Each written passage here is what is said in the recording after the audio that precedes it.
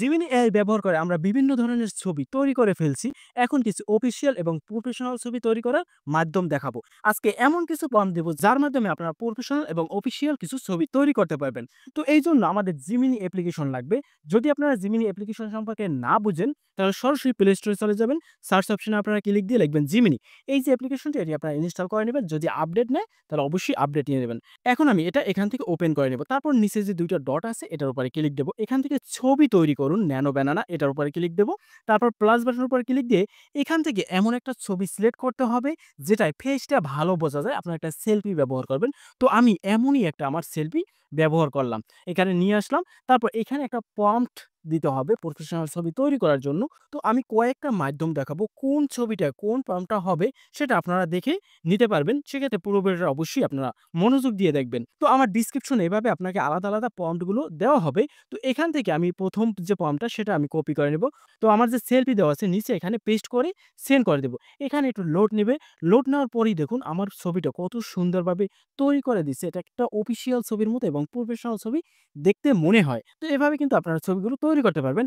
এখন আমি ২য় প্রম্পটটা কপি করে দেখব। সেক্ষেত্রে ব্যাক দিয়ে পুনরায় আমি নোটপ্যাডে চলে যাব। এখান থেকে আমি ২য় প্রম্পটটা কপি করে সরাসরি আবার Gemini-তে চলে আসব। প্লাস বাটনের উপরে ক্লিক দিয়ে গ্যালারি থেকে একইভাবে এখান থেকে আমি একটা সেলফি নিয়ে আসব এবং এখানে এই লেখাটি পেস্ট করে সেন্ড করে দেব। তো সেন্ড করার সাথে, সাথে দেখুন এই ছবিটা কত সুন্দর হয়ে গেছে। এই ছবিটাও কিন্তু দেখুন কতটা সুন্দর প্রফেশনাল ছবি। তো এটা আমার ডেসক্রিপশনে ২য় প্রম্পটে হবে। তো এখন ৩য় প্রম্পটে কোনটা হবে? ৩য় প্রম্পটে এই ছবিটা হবে এবং ৪র্থ নাম্বারে হবে এই ছবিটা এবং ৫ম নাম্বারে হবে এই ছবিটা। তো এভাবে আপনার যে ছবিটা পছন্দ হয় সেই প্রম্পটটা কপি করে ডেসক্রিপশন থেকে আপনারা একটা সেলফি দিয়ে প্রফেশনাল এইভাবে ছবিগুলো তৈরি করে ফেলতে পারেন। এখন দেখুন এই যে আমার যে ছবিটা, এই ছবিটার কোণায় কিন্তু একটা ওয়াটারমার্ক আছে। এই ওয়াটারমার্কটা রিমুভ না করলে মনে হয় ছবিটা AI দিয়ে তৈরি করা। তো এই ওয়াটারমার্কটা আপনারা কিন্তু এক ক্লিকেই চাইলে রিমুভ করতে পারেন। সেক্ষেত্রে আমাদের একটা অ্যাপ্লিকেশন দরকার হবে যেটা আমাদের ফোনে এভেইলেবল থাকে।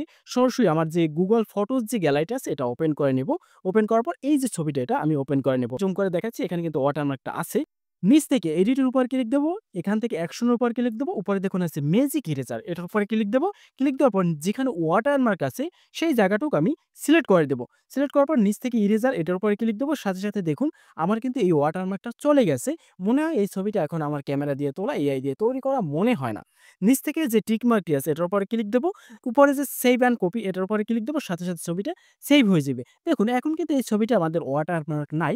মনে হয় যে প্রফেশনাল ভাবে তৈরি করা। তো এভাবে আপনারা চাইলে এর মাধ্যমে ছবি তৈরি করে আপনারা Facebook এ, YouTube এ যেখানে ইচ্ছা সেখানে আপলোড দিতে পারেন। তো আপনাদের যে প্রম্পটটা পছন্দ হয় আমার ডেসক্রিপশন বক্স থেকে কপি করে নিবেন। এখন কপি করা নিয়ে অনেক ঝামেলায় পড়েন। আপনারা যে প্রম্পটটা আপনাদের দরকার হবে সেই প্রম্পটটা আপনারা স্ক্রিনশট দিবেন।